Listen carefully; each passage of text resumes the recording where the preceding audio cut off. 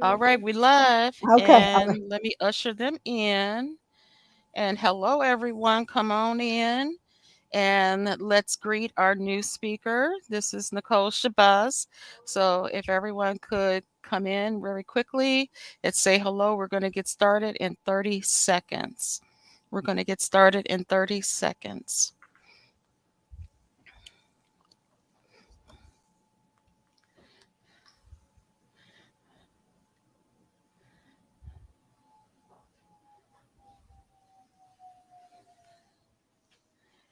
Okay, so we are going to get started now. Again, please feel free to use the hashtag Boss Librarian and Friends online, whether it be Twitter, Instagram, or Facebook, and share your experience with attending this 2-day professional development session. This is another librarian that you should know. Um, and this is another librarian who is a certified librarian, but now has branched off into another area, and she will discuss that more during her talk today. She hails from the great state of Georgia, and please welcome Nicole Shabazz.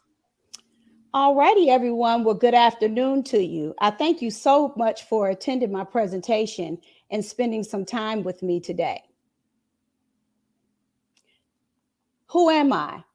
As my Twitter handle tells you, I am a confident, competent, conscious, and courageous educator who lives and breathes learning, literacy, and literature as powerful liberatory tools against systems of oppression. I ask that you please follow me on Twitter at I am that lit lady or Instagram at I am that chocolate lady. Now, I have been a library and literacy evangelist during my 26 years serving as a classroom teacher, a teacher leader, a K through 12 school librarian, public youth library professional, a consultant, a reading specialist, and now, most recently, as a secondary literacy instructional coach. In this new role, I am able to promote and leverage the value of libraries from many vantage points and to many stakeholders at the school, at the district level, and beyond. Liberatory Librarianship. For the purposes of this presentation, I will employ the definition of liberatory librarianship as advanced by librarian Lori N. Taylor. Liberatory librarianship involves the application of the skills, knowledge, abilities, professional ethics, and personal commitment to justice and the leveraging of the systems and resources of libraries to support the work of underrepresented, minoritized, and or marginalized people to increase freedom, justice, community, and broader awareness. Now, we all know that knowledge is power. And through culturally relevant and responsive liberatory practices, we ensure that our students get some. Let's remember those roles and hats we wear as school librarians. As you know, school librarians fulfill these 5 important roles as they build relevant and responsive relationships and create an inclusive school culture. These are instructional partner, teacher, leader, information specialist, and program administrator.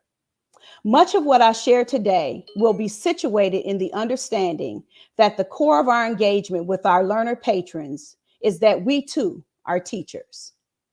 Now on to practice 1. Love first, librarianship second. First comes love, y'all.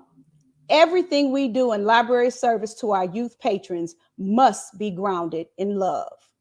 This is the practice that leads to success in all the other practices. Our students, patrons come to us at varying levels of academic proficiencies and reading and writing interests. This requires us to find the way in that liberates and lifts each of them higher. And love, coupled with high expectations, is the way all day, every day. As the late, great Maya Angelou once reminded us, people will forget what you said. People will forget what you did, but people will never forget how you made them feel. And as motivational speaker Les Brown's mantra attests, No one rises to low expectations.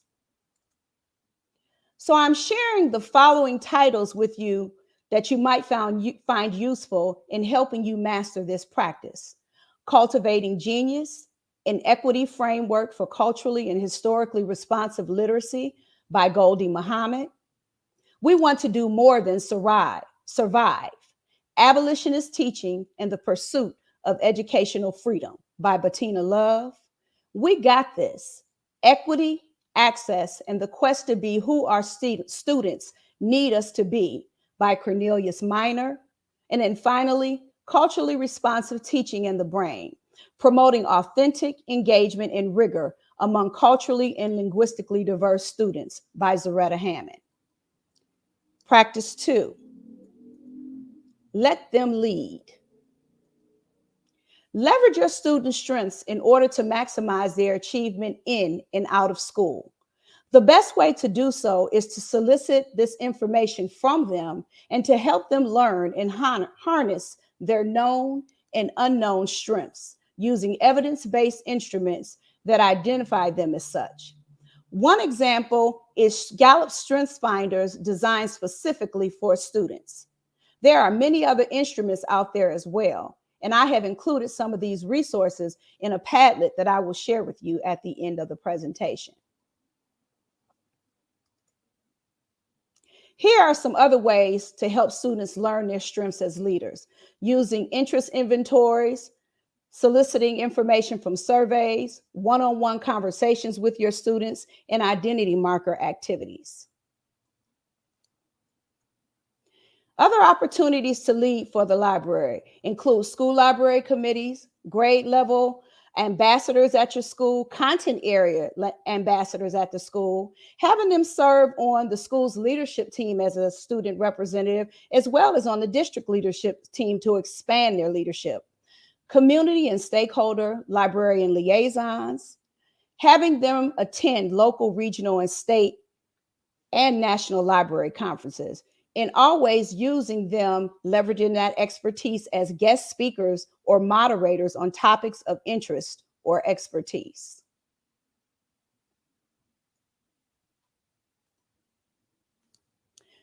On to practice 3. Nothing about them without them. Now, some of you may be familiar with this similar slogan coined by the special education rights activists in order to communicate the idea that no policy should be established without the input and participation of members of the groups affected by that policy. Now, I couldn't agree more, and I know the same is true for the youth patrons we serve in our school libraries. While school librarians work hard to develop great collections and develop policies and programs, sometimes the beneficiaries of our efforts are not included in our processes from start to finish. Adding their insight and perspectives can often be a game changer, and it will most assuredly lead to better engagement and empowerment for our students. In being wholly inclusive, we ensure that our school libraries are student-centered, liberatory spaces that we seek.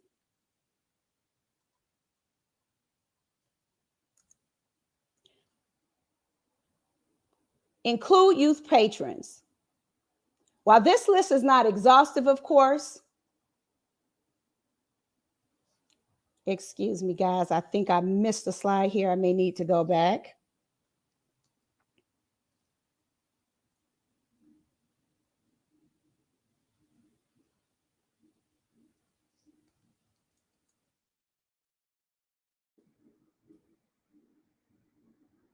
I think I touched on that one already. My apologies. We're going to move on to practice number 4.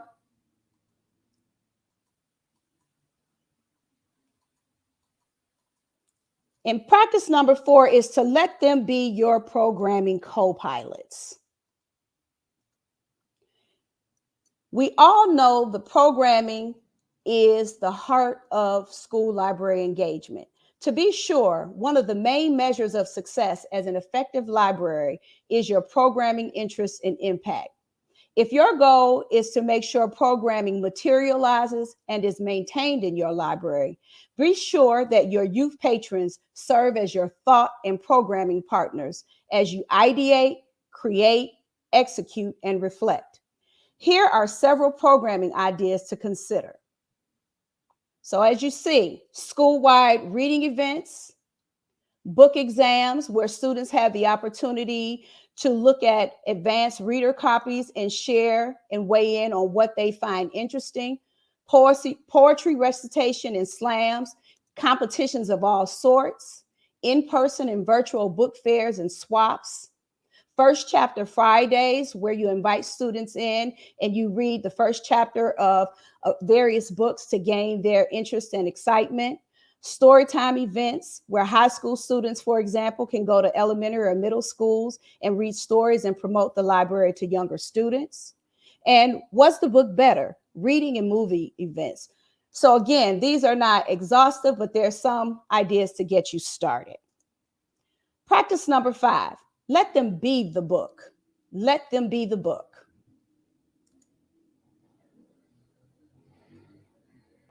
Every student has a story. Let them tell it in the library. Think about your students as human librarians. Like a book, the stories inside people, when shared, can be liberating, affirming, and absolutely fascinating. By offering opportunities for your students through the power of story, as a human library, you help to empower them to connect with diverse members of your school community and beyond, and to explore, engage, and learn in transformative and life-altering ways. Through having a human library experience, your youth patrons are able to acquire life skills, expand their worldviews and perspectives of others, and I urge you to partner with your student library leaders to incorporate these events in your library this school year. You will find a how to host a human library event manual in the Padlet I will share at the end of the presentation. Practice number 6, write it out. This quote here, I absolutely positively love. It was an absolute game changer for me. Reading is breathing in, but writing is breathing out. It came from Pam Allen, who is an author and literacy advocate. Include periodic writing events in your library. These can include poetry and lyric writing, short story, essay writing, memoirs, fiction, informational text, technical writing, and so much more. The goal here is to expose youth patrons to the symbiotic relationship between reading and writing, and to help them understand that when we read, we gain from others, but when we write, we give to others and ourselves by informing, declaring, asserting out to the world. Don't forget to use your library leaders as partners in the topics in areas of focus that your events provide. Here are some related readings that will help you as you journey into writing as a powerful liberatory practice. Textured Teaching, a framework for culturally sustaining practices by Lorena Escoto German. The Rap Challenge, Lyrics and Literature by Jakari H. Taylor. Writing Instruction in the Culturally Relevant Classroom. Principles and Practices by Maisha T. Wynn and Lori Johnson. And we will supplant, of course, the classroom for your library. Practice number 7, let them show what they know. There are a slew of reading competitions and contests to share with your youth patrons. So start looking for them if you haven't already done so. In my state, we have a popular reading event known as the Helen Ruffin Reading Bowl. I have shared the details with you in the Padlet, and you'll be able to access that at the end of the presentation. I'll also be happy to have a one-on-one conversation with anyone or to answer any questions if you'd like to consider starting something similar in your state. Again, as I mentioned early, earlier, Poetry Out Loud is another great national event specifically for high school students. The winner of this national competition wins a $20,000 prize to spend in any way they choose. And then finally, practice number 8, level them up. Our true aim as liberatory librarians is to ensure that our students are educated, empowered, and equipped to be independent, yet collectively minded and productive citizens who are able to navigate this ever-changing world. A component of this liberatory librarianship experience must include the practice of teaching our youth patrons the career and money-making opportunities associated with libraries and the industries and occupations that support them. There are many examples of these industries that I will share with you. That includes the publishing industry, our students as writers, our students as leaders in the industry, our students as national, state, and library directors, our students as entrepreneurs in the industry. The whole idea here is to be able to leverage the importance of libraries with your students so that they have the opportunity to understand that beyond the actual experience of the library, this is a place where they can have a sustaining career and be able to be productive citizens in their ever-changing world. I thank you for your time. I ask you to continue to connect with me and following me on Twitter, again, at I am that lit lady, or on Instagram at I am that chocolate lady. And at this time, I will invite you to use the Padlet link that I've shared. And I'm going to try to get that now for you guys so that you can actually access the QR code for that Padlet. Just one second.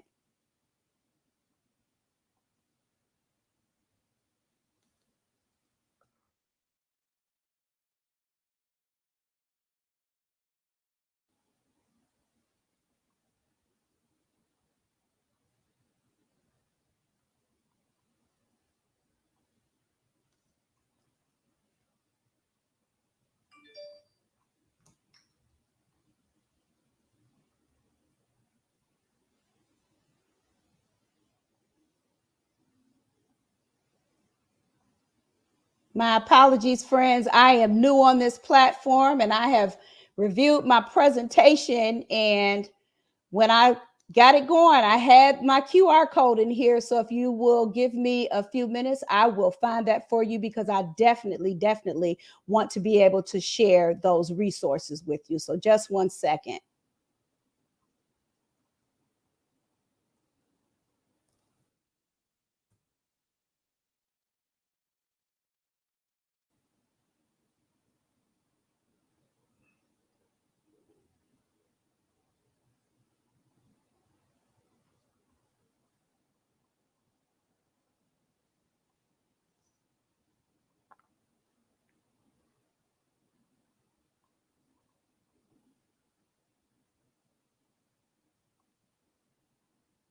All right, guys. So if you can see the QR code here, I just pulled it up from the actual Padlet. If you would, please take a picture of that QR code. That will allow you to access all of the resources that I've included for every practice. And again, if you would like to reach out to me, please do so. You can follow me again on social media, but you can contact me directly at my email. It is my first and last name, Nicole, Nichole, Shabazz, SHAB as in boy, two Z's as in zebra, at gmail.com. And you can also get a copy of the presentation if you like as well. If you elect to do so, when you email me, please just put in the subject line presenters program, and I will send that to you. If there are any questions at this time, I'd be happy to take those.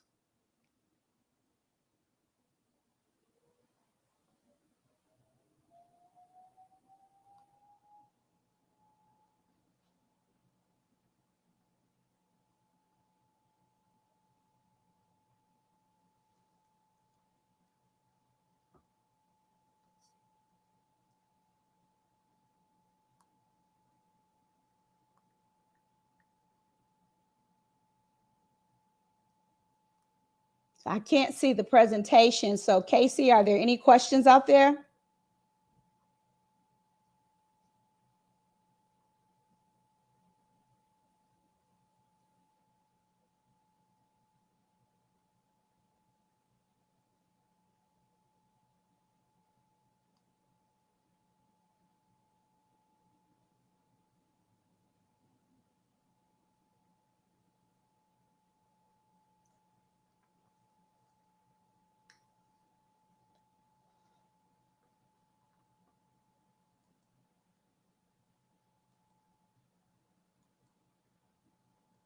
It would help if I had added myself to the stream. I'm just talking to you and then you didn't answer.